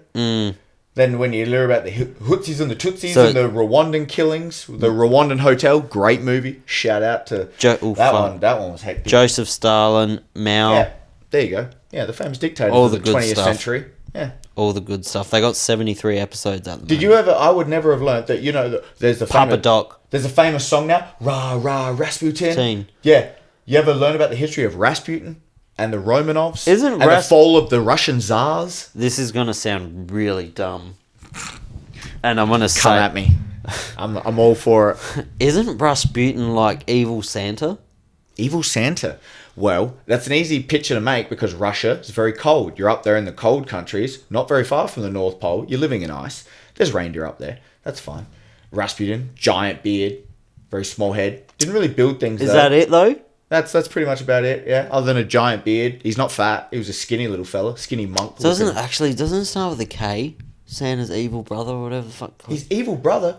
Yeah. When did Santa get an evil brother? He was. Fuck. You're thinking of Claus? This is when you need Santa Klaus. Oh, Klaus. Is it Claus or Klaus? Or maybe. You're the one telling the story on this one. Nah, mate. Don't worry. That was just a real fucking memory blank there. Took it off going and trying to go the North and South Arctic. And once we talk about that, we don't want to go too far into conspiracies about what's there. We know that military bases are there. Don't get me fucking started on I know UFOs. No, not that. What about Lake Vostok, which is the water region underneath the ice of Antarctic, which they've drilled down into because how they studied the atmosphere was ice core samples, right? You always hear about ice core samples. Well, they got it by drilling down mile, like with a giant drill bit, and then they pull it up as a suction cap, and then to go back and look at all the carbon footprints through all the barriers in this giant ice. But going through that deep, there's a preserved lake underneath the ice, and there's organisms that live there, or that's the thought is what is actually can survive there, and that's the idea of why we send probes to the moons of Jupiter and Saturn, which is what they want to do, is because we have the ability to drill down into ice to see organisms that live under the surface in those harsh environments, thinking that, well, if it survives here, then it survives there. Which means it survives it survives everywhere. No shit. They figured it out from Earth. They go, we're going to be multi-planetary species. That's what Elon Musk wants to do. In our lifetime. Well, that's in our lifetime. We always like to think we live in the greatest of times. Imagine in 1990 that this was possible. I know. That's the internet's done a lot. In 1980. Oh, fuck. Living in the 80s would suck. We were born in the... Well, I was born in the 80s. Would it suck, though? Because you could go do things. Here's the difference. Would record. That's the thing. Everyone wants to record now. Everyone wants to have a database. And you could make money. And everyone's making money. And there's money. There's money to be made. And there's money to be made. Like now... You know why? It's an attention economy. The internet is an attention economy. They were having fucking 6 kids. Try having 6 kids now. Yes, you can't. Exactly. That's not the word we're going into. How the fuck are you going to have 6 kids? Well, that's the thought. We're not having 6 kids. Western civilizations are not having 6 kids anymore. That's not the world we live in. You have 1 kid and it's acceptable. You have 2, all right, 3. People start going, 3? Really? That's you need 3? Then you go 4. You're like, oh, Jesus. That's a lot. Well, I've got friends that have 5 or 6 and you're like, what are you doing? What do you need 5 or 6 kids for in this day and age? But that's a different perspective to have. And it wasn't too long ago or in different parts of the planet right now. What's your favourite conspiracy? My favourite conspiracy? Like one you went real deep in. Oh, which one did I go real deep? I didn't go deep in 9/11. I didn't really go that deep into UFOs. What? No. You haven't been deep into UFOs? Oh, well, deep in... Okay, ancient civilizations. The idea that was there a sophisticated... The Egyptians. Yeah. Allegedly the aliens came and gave the Egyptians technology. Yeah, well, if you listen to the latest Sam Tripper podcast with Rogan, he talks about they gave it to the Nazis. Oh, so did you ever see Bob Lazar's? No, I didn't even go. Nope. Because of that, that's how much I wasn't into the UFO. Fuck? Element 115. I listened to him talk about it. I didn't even go and listen because I was like, no. Have you not seen the documentary? Nah, didn't watch it either. I remember when I watched that documentary, because I was never balls deep into UFOs, but me and Yaz watched it once because I seen him on the podcast and I was like, this is unbelievable. Like, that's what Graham Hancock did for me. That was the first one that went. Graham Hancock was amazing. That's the one that blew. Well, I was like, oh shit. When Bob Lazar was talking, you're like, he's not lying. Like, yeah, he's telling his truth. It's his truth. Like, he's not fucking lying. Yeah. And then me and Yaz watched the documentary, and we were like, it was the weirdest feeling because it's like aliens are fucking real. Like, and then you get all these like sightings, and now the Pentagon's released information saying that they are a real thing and they're working on it. Yeah. Because of that, have you seen David Commander Fravor? Yeah. like that nimble thing, like the Tic Tacs. It goes from The fucking things go from 0 to 80,000 80,000 feet in a second. 80,000 feet. These are beyond all comprehension of what breaks all physics, breaks everything. Michio people Kaku was that on seen Rogan's them- podcast saying the same thing. It's like, you have to rework physics for this, and they've released it, and this is a thing, and so what? What's next? Commander Fravor is, but for people who don't know, is a military fighter pilot who was flying a $2.8 billion jet. Like fighter pilot jets. The best of the best. The most sound brain. He had on his radar in like 2004. He was with his squadron. They were doing drills or whatever. This object flew right next to him without making a sound. And the weird thing is, the propulsion and the movements of it was exactly what Bob Lazar explained in the 90s. It was like weightless. Yeah. And it could like maneuver in these angles in instances. Yeah. And it went from 80,000 feet to underwater in less than a radar blip, which is a second. Yeah. So it traveled 80,000 feet, went underwater without a splash in less than a second, and then came back up and flew like 1,000 kilometers away to the next base instantly. Yeah. And there was like 20 fighter pilots there, and they released all of the info. Like, they are real. Yeah. And we don't have the technology to do that unless we've harnessed it from something else. That becomes the question. So all that is explained, and then so it's like, well, that's fake, and when it's competent information, and that becomes the issue of how competent is information that it's believable, to where people go, no, it's show me. Again, people always say, show you the evidence. Show me how. I was like, well, here it is. I think it's Now alternate what? dimensions. Alternate dimensions. I think it's like timelines, like maybe people in a different time, like zipping out of timelines. I don't know. It just, or is that more ridiculous than aliens? It's not. Do you know what I mean? That's why I go, because they would be alien. They're alien to us. Well, yeah. Yeah. Anything significantly different enough from us is enough to make anything to make us go, that's not us. How long before that's racist to say? Well, we're racist to aliens now. Look, do you know what I mean? We have to accept them. No, but there's gonna be a time. There is gonna be a time when it's undeniable, and I just really hope I'm around to see people's reaction to it. Because what happens to religion? Oh, I've thought that one of my big interests actually is like, idea pathogens at the moment.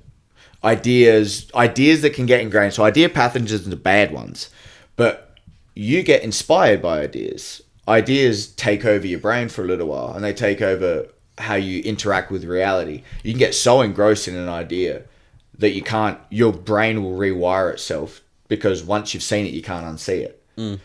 And how far do you want to go down in the pursuit of this is either good or bad, and how much can an idea take you? Religion is an idea that's encapsulated humans for thousands and thousands of years. People live and die for it. People believe, and they'll give up their life thinking that there is something greater afterwards. And all power to them if they want to. Oh, I tell you. If it makes you live your life as a better person, who is anyone to tell anyone to not live it that way? Well, that's what it was. It was always told it was a moral code. To live by this is religion was supposed to be encapsulating for bringing together under the same idea, and you're protected under your God. That is the greatest purpose of religion. The things we do is all good is because he's looking at you. Do the good things because he tells you to will the good things. There's great ideas to it. I've had some experiences. I'm not a religious person at all. I don't believe in a creator, but I believe in a soul. Yeah. And I remember when when I broke through with DMT, that's when you realise. Oh yeah. Like, have you ever done it? Yeah, the idea of something else. Like the idea of you're not your thoughts. There's actual something. There's a perspective that you take that is not your everyday waking. There's a life plan. that you come to. There's something a lot bigger. I get that through my interest in information and taking more on board because it's so much bigger than what we are. And I think that's almost what psychedelics show you as well. It transcends, the idea of transcendence to humans is, it's something self-actual, it's something gigantic. The idea of transcendence to humans is the highest thing that we strive for. It actually to seek transcendence is to seek God. It's to seek the highest purpose of your being. I don't seek transcendence. I seek success. Oh, there you go. Well, I like to be successful in all my endeavors. There's nothing gives me a bigger rush than being successful in endeavors. Any endeavor, it doesn't have to be materialistic. Yeah. It's any endeavor. Yeah. When I endeavor myself into something and because I consume, when I'm into things, I consume my whole being into them. But it's almost a bad trait. Anything you put your mind to. I get hyper focused. Yeah. Hyper focused is good. Hyper-focused is good, and working for success is good. I've always said I'm not industrious. That's my issue. Is I don't really... Very cruisy. Yeah, I don't give too much shit about success. That's my other issue, though. I can be on the total other spectrum, and I can just be happy chilling. Yeah. My issue probably is not taking things as serious as... Because I can conceptualize to myself that you have one life and make the best of it and do everything and greater purposes and all this, but it's like... You wake up every day, you're still doing the same things over, and it's like, well, if you want something bigger, that's the work that you put in to get to something bigger. If you want to be successful in whatever you deem is successful. That's the other thing though. It's what you deem successful. So subjective. Yeah, success is so subjective. Mine's a weird one where I want to accumulate knowledge at the moment. I always think of you ever seen that picture where there's individual dots and it's like 5 panels. And the first set of dots is just all the different dots in all different colors and just says data. And the next panel is a bunch of different dots. And then there's data and then it's information. And all of a sudden information as it goes through and then there's lines all drawn through all the dots. And then that's knowledge. And then those lines all drawn through all those dots are lit up. Just bring that a tiny bit closer. Tiny bit closer. Oh, that's crispy. Oh, super. When I talk this stuff about... But when you get that close, then you go knowledge into insight, insight into wisdom. Oh, what happened there? Oh, closed right off. Is that working now? Is it working? I'm still feel... Why did that happen? I don't know. Oh, that's why. Sorry. I fucking turned you right down. You can sit further away now. That's better. Yeah, that's crispy. There, bang, bang. There. Oh, there we go. I am sitting away. So yeah, that idea is stuck with me about accumulation of knowledge. Data into information, information into knowledge, knowledge into insight, insight into wisdom. And then the Nicholas Taleb quote was always, people will love you for your beauty, they'll love you for your attributes, they'll love you for your success, they'll love you for your money, they'll love you for all this and that, but they will never love you for your wisdom. You'll never be loved for your wisdom, for what you impart, because wisdom is actually burdensome. It's burdensome to actually look at your life and actually think about, are you doing anything bigger above, what you'd say, living for the weekend, doing the day in and day out, which is the life that we all live. That sounds very, very, very something like Jordan Peterson would say. He would.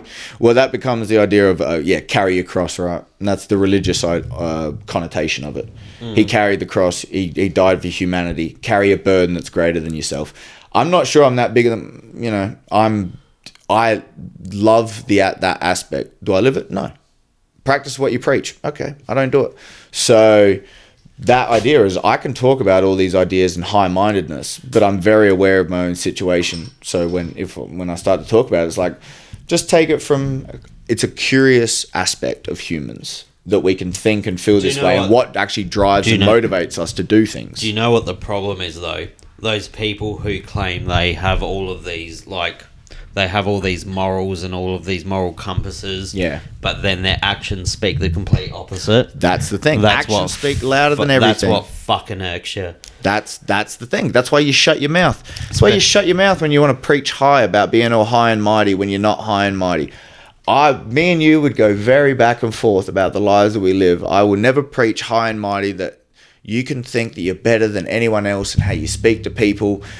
That's the important thing. What people see day to day is who you are as a person. Your actions and what you put out into the world is what you are. You can have all the high-mindedness in the world. You can spit all the shit you want anywhere you want. How you treat people is what people will remember. And so that becomes the important thing. So people will have your resume and you'll have your eulogy speech. You've got your resume, you've got your eulogy speech. They're two very different aspects of life. So there's your success and then there's how you are as a person. And if you can make them coincide and actually be meaningful and work for you, and you can make money, you win. You win the game of life.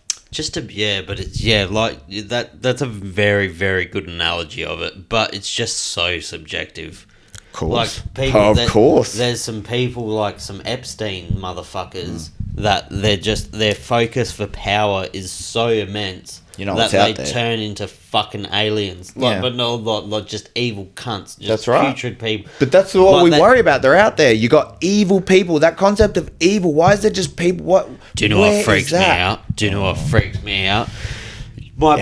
My two biggest conspiracy theories of all time that I used to just research: Bohemian Grove. Oh yeah. The thought of like that happening. Yeah. And Jeffrey Epstein. Yeah.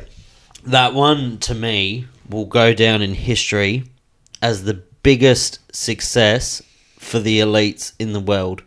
Epstein, really? Because everyone's forgotten about it. Ghislaine's fucking just had her trial. It was all very quiet. Where did the media go on that? The fucking biggest pedophilia sex ring internationally with elite... Look, she has a book with names in it. Where's the book? Why does no one have the book? We can tie that all to Adesanya brought that up in an interview straight afterwards. She's like, oh, Ghislaine Maxwell's gone away. Cool. Where's the book? Where's the fucking book? Where's the info of all the names of all the powerful people that were involved in this? And that's just all shoot. And the media don't want to talk about it. They weren't even touching them. They were basically fucking kidnapping and extorting children. Yeah. That's one sex ring. There's sex rings going on all the time. That's one. They're going on everywhere. But that's a big one. That's a big one. It's a big one because it's high and powerful. There's a lot of notoriety behind it because of the people that were involved. That will always get me. Always. Like, why wasn't that the biggest story? But then Will Smith slaps fucking Chris Rock. And that's the biggest. that takes and all he needs the gloss. to make an apology video. Takes all the shine. And he needs to make an apology video. Isn't that funny? Do you know who needs to make an apology video? Ghislaine. She ain't making shit, mate, in prison. She ain't caring. But she's giving up. Fucked. It's just a weird world. Is Ghislaine gonna live a long time? Yeah, she will. Do you know why? Because she gonna live it out. She fucking kept her mouth sealed. Well. Yeah. She knows what's good for her. She kept her mouth sealed. If she was any kind of fucking human, she would. The guilt of that woman would be strong. No guilt. Well, none. Okay, so if she's not a guilt, she's a psychopath, sociopath, That's the only way you could be involved. Which is where we. I don't know, man. I think some people can get brought in where they didn't have this idea to start with, and they got corrupted real bad. And I think she was the mastermind. You reckon she was the mastermind? Well, she used to bait the girls. That's true as well. Yeah, she used to bait them in. I think she could have been as a woman, to another woman. She could have been like, "You're a child. No, yeah. Let's not molest you." So here's the thing. So she's so heavily corrupted by him and what he's saying to her, much like what Manson did with the family before he sends them out to do the killing. It's just sickos. It's just the thing. The concept of evil, man, is there's this world, the world that everyone that's ever gonna see this lives in. We live in a world. If you live in a $1.5 million house, you're probably doing pretty well. That's good. That is 55 billion notches below these people. Yeah. Do you know what I mean? Yeah. Like these people will spend that on a piece of clothing. Yeah. Do you know what I mean? I immediately went to the Bill Gates. He dropped $40,000 and he'd make more money to not even turn around and pick it up. Bill Gates, all of these politicians, Putin. Who else? Oil-rich sheiks. Yeah. Oil-rich sheiks in Saudi Arabia. Yeah. All these rich Chinese businessmen. Here's what. Okay. So when I was in my 20s, I loved conspiracies. Oh. Because with Rogan, that got me into a lot. And I wasn't into Did you see all that shit about Alex Jones's troll? Yeah. He deserves it, I got into Alex Jones for a bit, and I was I remember the Sandy Hook thing when he was doing it live, and I was like, dude. geez, man, That's not cool. You can't keep saying everything's a psyop when your followers are harassing families who have lost their kid. That's the issue with this, and Sandy Hook. I don't even want to talk about it because it's that vile. Yeah, it's pretty gross. But he's 70-30. He's right. That's the thing. He was ingrained. He was super ingrained, but everything's He was talking about COVID. Yeah. 6 years ago. Here's what I go with conspiracies, though. Grand conspiracies I can't get a hold of anymore. When it's all encompassing, that it's the Grove, right? It's this one group, the Bilderberg group, right? Oh, the Grove, right? Oh, the Grove. Right? You just shudder when you talk about it. Oh, put your bird mask on. Fucking love that. Yeah, right. So, but it's grand conspiracies and the Illuminati. It's all a very enticing idea, but it's just I look and I was like, nah. It gets consuming. It's I very can't consuming. think that all of it goes there. And so I will explain this to you now. So there's Occam's razor, which is with all the information that you have, the simplest explanation with the information that you have is usually probably the right answer. You don't have to come up with a bunch of fake wizardry out of nowhere to explain the common information. Then you got Hanlon's razor.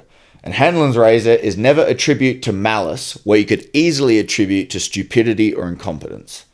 Which essentially just means it's almost a fundamental misattribution error, which is great with a cognitive fallacy. And fallacies and biases of the human mind, I love. That's what I've been into for years now. Like how our brain deludes itself. I am just obsessed with people that can push. My real mind fuck is when I see someone, the first time David Goggins came on the podcast. Mm-hmm. And how they took him. Yeah, no, but it's just what's different? What? Oh, what's the mindset? I don't understand it. I tie that to everything. We can go back to evil. What makes the mindset? What makes a Mao? What makes a Stalin? What was the? That's easier identified. I feel. That's easier identified. I feel like a Hitler just was a mama's boy that fucking went psycho. So went psycho, but then so say he's a schizophrenic, but he's got mental issues. But then how does he conquer Germany and then take over the world? That's what I'm saying. Whatever you can say, and you can't say this, but it's true. You can't say it, but I'm gonna say it. He had a very fucking brilliant mind for what he wanted to do. Not brilliant. It is in accolades, but for what he wanted to do. Yeah. He knew his way to manipulate around it, and it's. Have you ever? Has any of you ever led a whole country, millions, and a group of millions to follow you? The most smartest, sophisticated, intelligentsia of the time. The Germans at the time that he took over were the smart. They had. You're talking. Think of all the German geniuses that are came. And he wasn't even fucking German. And he wasn't German. No, he was Austrian. And have any of you brainwashed anyone? Yeah. Just try it. Just go up to... People don't just follow you. Don't do it to a relative as well. None of these people were his relatives. They love you. Love you. They'll follow you regardless. What I want you to do, I want you to go to your local IGA. And good advice. And just go to the bread section and try and brainwash the first person you see. They're going to punch you in the throat. Wow, it depends on how hard you push them. But you've got to get gatherings into followings. I try and get M16 members. Do you? Yeah, in my tracksuit. I'll get my Jones Jiu-Jitsu tracksuit. We're going to start wearing them, mate. We got the merch coming out pretty soon. I'm pretty sure the sesh with Sab is coming. I've got my jumper on the way. My TNs on. And just get to him and be like, what are you going to do if I do this? And then I pull guard. Oh, that wouldn't be the best idea for you, mate. You stay on your feet, all right? You coming down with the Sharks, it ain't going to be a good idea. We really should make an M16 commercial.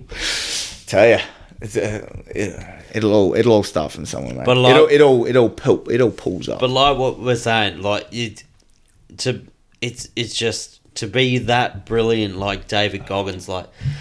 His first ever time he ran a fucking 100 miles consecutively. Yeah. And he broke his toes. He got shin splints.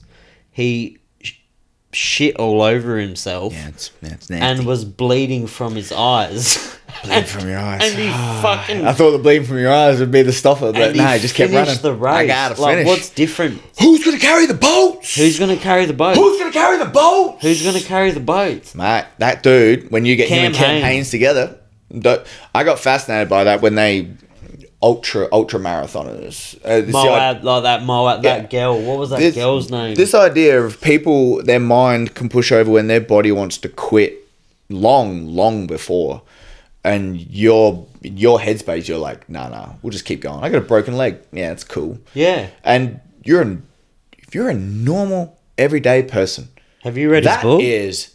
I listened to it. Can't Hurt Me. I was going to say, I got a copy. I'll give it to you. I listened to it on, Drive to Work, mate. I'm on Audible. Drives to Work. I have an hour drive to work in the morning. If you want to feel like a piece of shit. Listen to that. Like, if you want to wake up and complain. Yeah. And the same as, do you know what gets me fucking rock solid?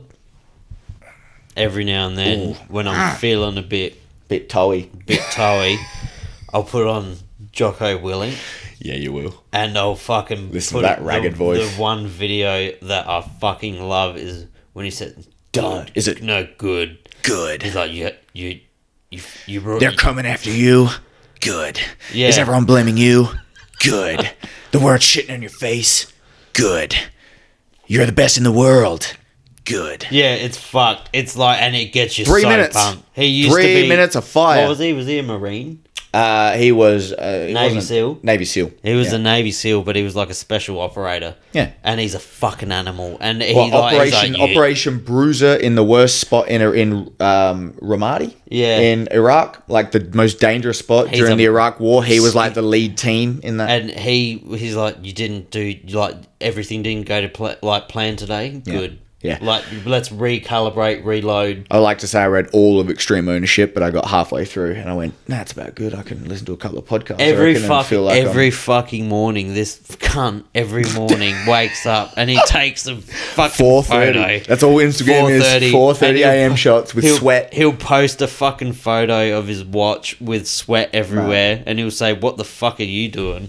4:30. I'm only up an hour and a bit after that. But I'm belt, isn't he? He's what? He's a black belt. He's a black belt. Yep, black belt under Dean Lister. Dangerous man. So you're talking Dean Lister. So he break your leg. Break your leg. Loves it. With his. Why would you ignore 50% of the human body? Craig Jones doesn't. With his ring finger and his pinky, man, he'll break your fucking. Man, he can do whatever he wants. The man could kill you with weapons. He'll kill you barehanded. That's when you look at him. But you look at him, you're like, what would anyone want to ever get any inkling that they would talk down to you or make you feel a way where you might get angry at them because he might be the most intimidating man in the world. Do you know what he makes Tito Ortiz look like Tito Ortiz from Wish? Tito Ortiz. He looks like the real Tito Ortiz.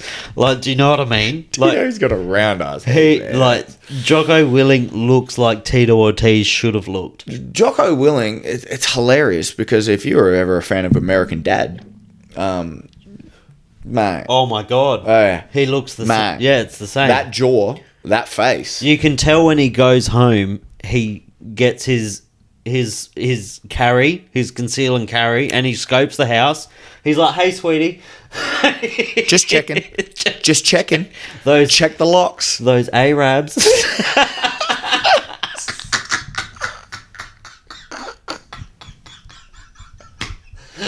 Imagine living with that. Imagine just 2 in the morning, he's like just running through his house. Still grab it's just crossbow. a drill. It's just a drill. Still check this out. Oh my god. You think about that being Goggins' wife. Like she's spoken about that. She's been pretty honest about what it's like to live with these nutter butter crazy blokes that just want to go out. Nah, do you know what you need? Just dominate shit. You need a nice docile guy like us. We're pretty chill, man. We're pretty chill. We're not getting anyone up too early. We're just trying to have a good cheeky Friday night and have you talk got some around? nonsense. Have you been on the Andrew Tate train?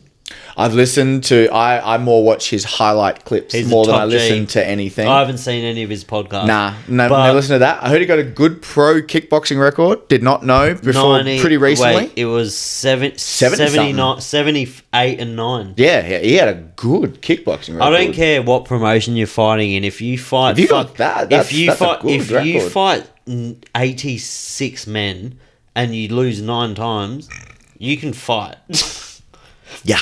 Even on the best days, worst days, to And have do you that know many what? fights and actually not like, yeah. He says whatever. some shit sometimes, and Oh. you're like, His issue, you can't agree with everything that Nah. gets thrown out there. but and sometimes he'll get a dub. He'll like Nah. every now and then. Why do you think it hits? What do you think makes them where everyone can just nod in the background because you don't want to be like, fuck yeah, not allowed to do it. You can say, that was cool. I can respect that, You can respect that. but you know, it just changes. Changes.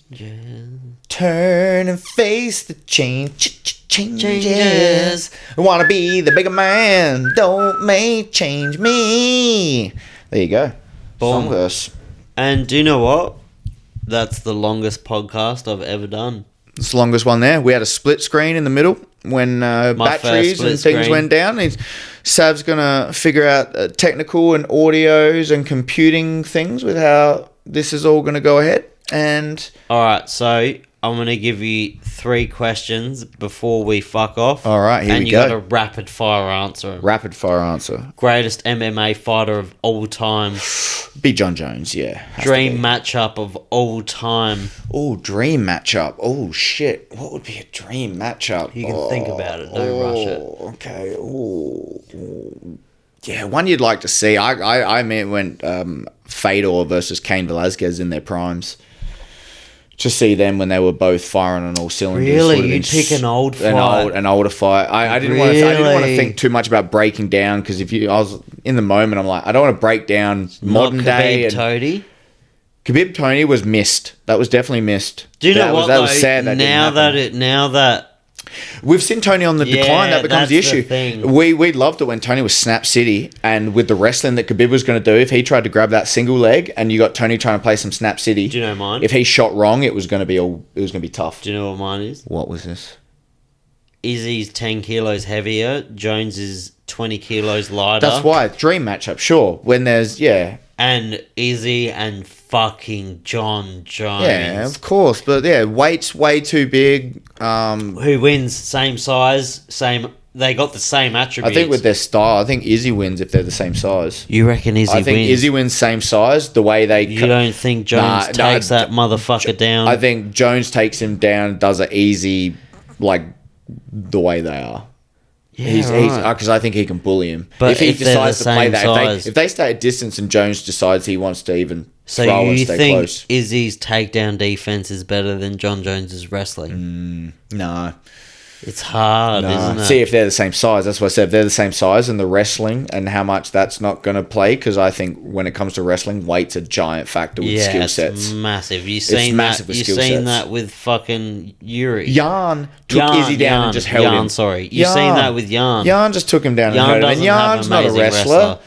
And that's why Yeah. weight's a giant thing. And so I can't, I don't want to think it's where my brain would go for, trying to make an analogy for like the best fights in modern day for All right, we what's got big. the last one. That's the last one. Who is the 155 champ next year? End of. Ooh, is it Makachev? Oh, could be Makachev. You think Makhachev's going to beat Oliver? Actually, Nah. here you go. Yeah, I think there could almost be a trilogy there because I think it could go back and forth. I think if they fight I many was times. saying this today. I think they could go back and forth. Everyone thought I was fucking crazy. I don't see a way Makhachev wins. Really? I don't. You don't see a way he wins? I think it's 70 fucking 30. If he comes in, Charles Oliveira's striking is a lot better. It's a lot more powerful. It's a lot more aggressive. Yeah. Striking is definitely to Oliveira. Yeah. When fucking Islam puts his head in between on the side. No, Where's he putting his head? when Islam puts his head on Oliveira's fucking hip, Yeah. it's over. You reckon? He is the. You reckon he's going to get caught in We the were guillotine or talking. something? No, because Miles was saying he's like, Oliveira doesn't have the best jiu-jitsu. He has the best finishing ability in jiu-jitsu. Just snaps. He snaps things up. Snaps it them up, and you're fucked. Yeah, he snaps them real quick. It's not his technique. It's not. It's his goes. vision for a submission, like a dog on a bone. and even with a knockout, with anything, he's a hunter. Some people just know. Yep. As soon as you put your neck here. Yep. He's not gonna grab you and not trying to control you. He's trying to finish you. He's not controlling you. Yep. He's waiting for you to spaz, and as soon as your body reaches this level, he knows he needs to rip his arm under and fucking kill you. Yep.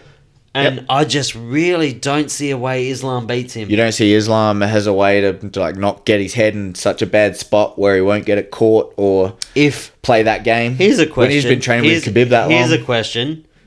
If the same guillotine that Dustin put on Khabib was Oliveira, would Khabib have won that fight?